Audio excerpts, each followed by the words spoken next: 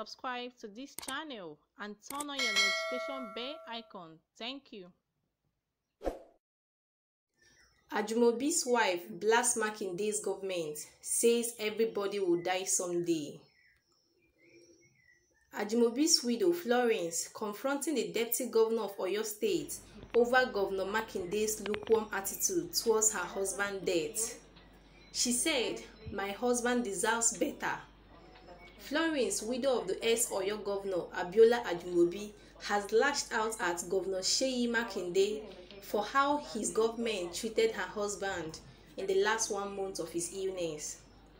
The visibly angry woman denied ever contacting Makinde or anybody in government for any kind of support during the illness of her husband, which eventually resulted in his death. She also denied claim by the governor, the family to send a proxy. She spoke while receiving a delegation of governors who were at the Olaniyan residence to commiserate with the family and pay their last respects. The delegation was led by the Oyo Deputy Governor, Mr. Olaniyan. The former First Lady, who acknowledged she was not supposed to talk, says she decided to break her silence since her husband fell ill about a month ago and died last Thursday because of misgivings emanating from the government. While appealing to the government to stop what she described as dirty politics, she said her late husband was for peace and served the state for 8 years, making him deserve better treatment, even in death. She said, "Although I should not be the one speaking, but I just want to clear the air on a lot of misgivings that has been spreading. On behalf of my late husband, children, and the entire Ajimobi'S family, I want to sincerely thank everyone for your support at this very crucial point of our lives. My husband is not a very difficult man, but thank God we are happy we are here today. For me, when things like this happen, I want to pick up something. It is a time for every one of us to reflect on our lives because death is a necessary end. It will come when it will come. We don't know who is next and we don't know when our time will come. Either you are a Christian or a Muslim or both religions. Both religion teaches love and peace, and I'm glad that the deputy governor of Oyo State is here because I need to put some records straight. It is the first time I'm going to make any public announcement or statement since my husband actually died. I opened the papers a couple of days ago and I saw the Oyo State government writing a lot of things. Your Excellency, the Deputy Governor of Oyo State, for the avoidance of misinformation to the public and damage to the image of my husband, because my husband is a peace-loving person. He lived for peace passionately. My husband took ill on the 22nd of May and he was hospitalized, and I was reading in the papers that the governor of Oyo State, His Excellency Seyi Makinde, claimed he called, but he didn't. Referring to the deputy governor, she said, "I don't have your number and I have never spoken with you on phone, but it is important to put the record straight because this is a family of politicians and I don't want anybody to tarnish my husband's name. And my husband is gone. It could be me or anyone else tomorrow. Life itself is vanity upon vanity. Either you are PDP or APC, the man is dead and he has been buried." But the governor didn't call me. Even if he had called me and I didn't pick his calls, I don't have his number and I have never spoken with him on the phone. He could have sent a text message for record purposes. And then today again, I read in the papers and saw how the Ajimobi'S family was lying about something again. Mr. Deputy, my husband never had anything against the governor or anyone else.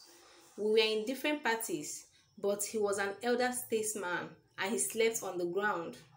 The governor of Oyo State never called me nor sent a condolence message. My husband was hospitalized for 1 month. What politics are we playing, please? Life is short. I'm a Christian and my husband is a Muslim. We all should let the fear of God guide us in whatever we are doing. Ajimobi is gone today. Whatever he does doesn't matter to me. It doesn't matter to me as his wife and his widow. I'm going to mourn and respect my husband's wishes. And that was what I did today. Laid him to rest peacefully. I don't want any controversy. Everything I read in the papers, I just swallow them all and let it go. So please, the press are here. We never had any rift with the governor, with the state government. I never dialogue with them. I even contacted them, I've never contacted them nor sent them a word because I didn't know it was necessary for me to send official messages to that my husband was hospitalized. I didn't send messages to Governor Fayemi. I didn't send to Governor Ganduje. I didn't send to Lagos State Governor. I didn't send to anybody because it was all over the social media and they knew that my husband was ill. I think the least anybody can do as a God-fearing person was to at least to send me a word of encouragement at that time. And even after he died, not even you, Mr. Deputy, called. If you had called me as you claim and I didn't pick, you could have at least sent me a message, sir. I don't have your number. I'm the wife of a politician. I don't pick numbers that I don't know, sir. You can send a message. Everybody is going to die.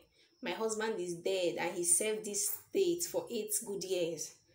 Are you saying he didn't contribute anything to the state and you could not honor him for a second?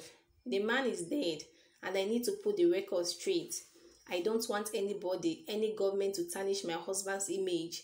He was a peace-loving man and he played his role and he's gone. Nobody can be on the stage for so long. You come, play your role and you leave. Somebody else comes. I pray for Governor Makinde to succeed because that is the only way I will say that my husband succeeded. So please, let's put the record straight. I never had any interactions with Governor Makinde. He did not contact the family, and that is the fact. His deputy governor is here. He did not even send me a text message, and I don't have his number, and I don't pick numbers. I don't pick calls for the numbers I don't know. So please, let's stop this dirty politics. The quick intervention of Kano Governor Omar Ganduje, who quickly called for prayers for the repose of the dead of the body of the late governor, put the matters to rest. Those are the words coming from Ajimobi'S wife, Florence Ajimobi. In this note, she sounded so bitter. But if I'm to say this is not the best time to sound bitter or to do a political beefing here, I think the dead should be buried and mourned in a proper way. Then some Nigerians has also reacted to this. One of the comments I have here said, imagine she doesn't have the number of the deputy governor and she went ahead accusing him of not calling. That place where it was reported they calmed down. If they didn't calm down, did she intend to pick a fight there? Rubbish. See the eyes, one of those seated take look at her. Chai. The next one said, that family is full of noise and lies. Please, what about Ibazo, Abia State Governor? One other comment I have here said, there is so much bitterness between the governor and the late former governor. I think Makinde can play more maturity by visiting the family of the dead. Ajimobi is gone, so what is still the fight all about? The woman is just being a woman, and that is how women are. Anyone expecting her to act like a man does not understand the woman. Then the last comment I have here said, prior to what Makinde should have sent, Makinde should have sent a delegation from the state government to commiserate with the family. The bitterness between the governor and Ajimobi has festered for too long before his death. You too can as well drop your opinion and what you think concerning this at the comment section. Please do subscribe to this channel and do not forget to turn on your notification bell icon to get notified whenever we make a new upload. See you in my next video. Thank you.